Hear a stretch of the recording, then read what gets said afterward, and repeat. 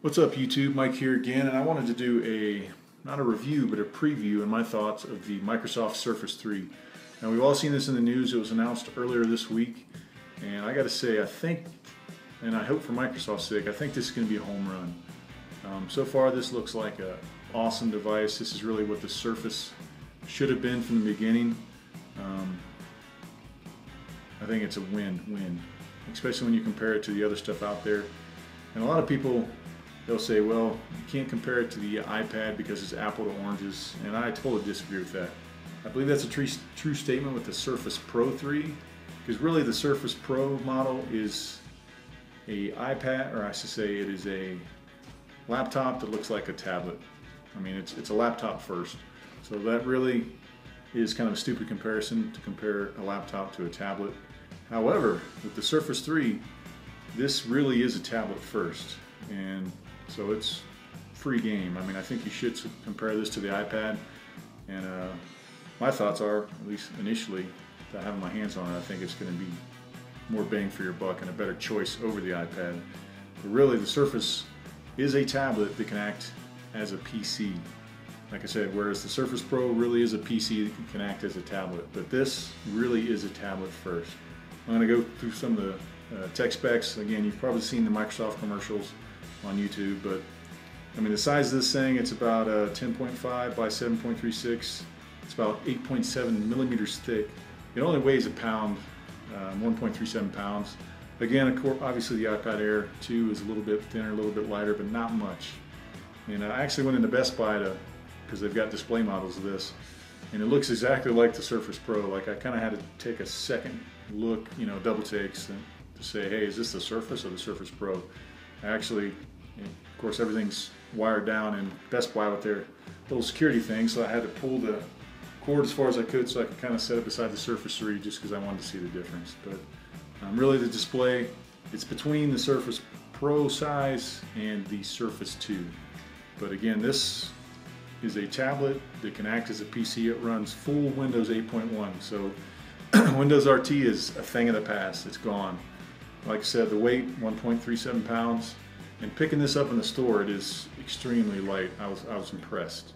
The display, it's like I said, it's 10.8 inches diagonally, so a little bit bigger than the Surface, a little bigger than the iPad, and a little smaller than the Surface Pro. To me, it looks like a happy medium. They changed the aspect ratio because, again, they want it to be essentially mirror a sheet of paper because they want you to use the pen. Battery life, up to 10 hours of video playback, which is pretty impressive. RAM, you can get two configurations. You can get 2 gigs of RAM and 64 gigabytes of storage, and that's starting at $499, so basically 500 bucks. Extra 100 bucks, you get 4 gigs of RAM and 128 gigabytes of storage. So you compare that to the iPad, and of course, let's look at the 64 gigabyte model. You're looking at $599 for 64 gigs if you go with an iPad. Whereas you can get that same for 100 bucks less, and by the way, you get expandable storage. So like I said, to me, this is a lot more bang for your buck, a lot more powerful than an iPad. Processor, it is running a Atom processor, the quad-core Intel Atom.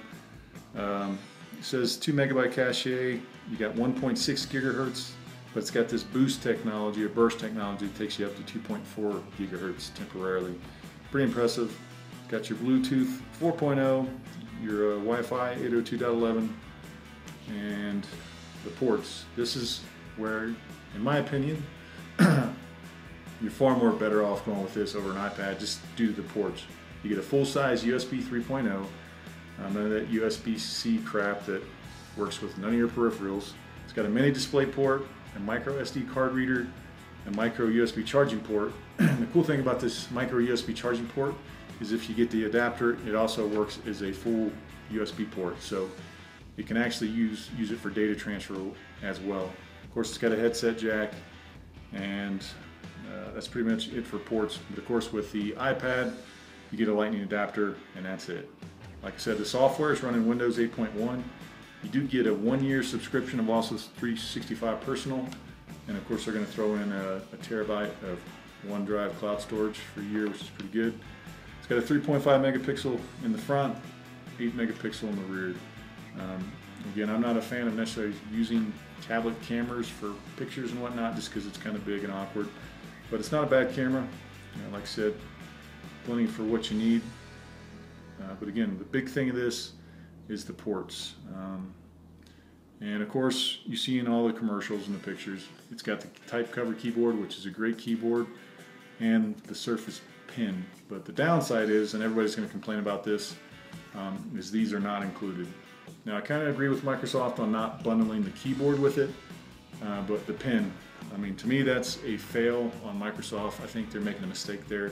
If you want to buy the pen, which you're going to buy, it's $40, and of course the type cover is $129. So really, like I said, some people may or may not want the keyboard, but I think they're making a mistake by not including the pen.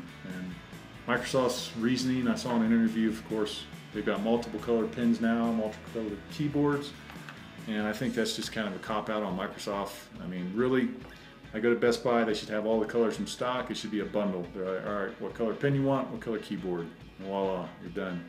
But overall though, I mean, for the price, I think this is a great buy, great tablet, and I mean, plan on paying the extra $40 for the pen and probably the keyboard, but you compare that to the 128 gigabyte iPad and you're looking at $700. So even with you buying $600 for the tablet, throwing $129 for the keyboard, $40, and you're still a little bit more than an iPad Air, but what you can do is so much more. Yes, the App Store is still kind of a crutch on Microsoft.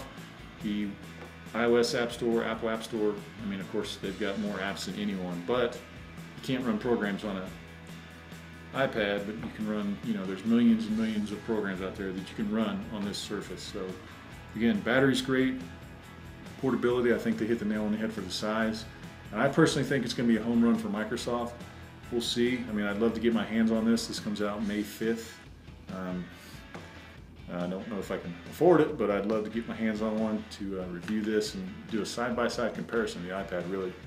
Because those that say it's apples to oranges are correct with the Surface Pro, but they're absolutely wrong with this, with the Surface 3, because this really is a tablet first, and it's a tablet. You can use it as a PC, and of course you got all the ports, Windows 8.1, full Windows, no RT. So to me, I mean, it's a win-win. So really, I'm curious to see what your guys' thoughts are. So please leave them in the comments below. You agree, disagree? Like I said, we're all entitled to our opinions, but I think this is going to be a great device and a great buy for the money.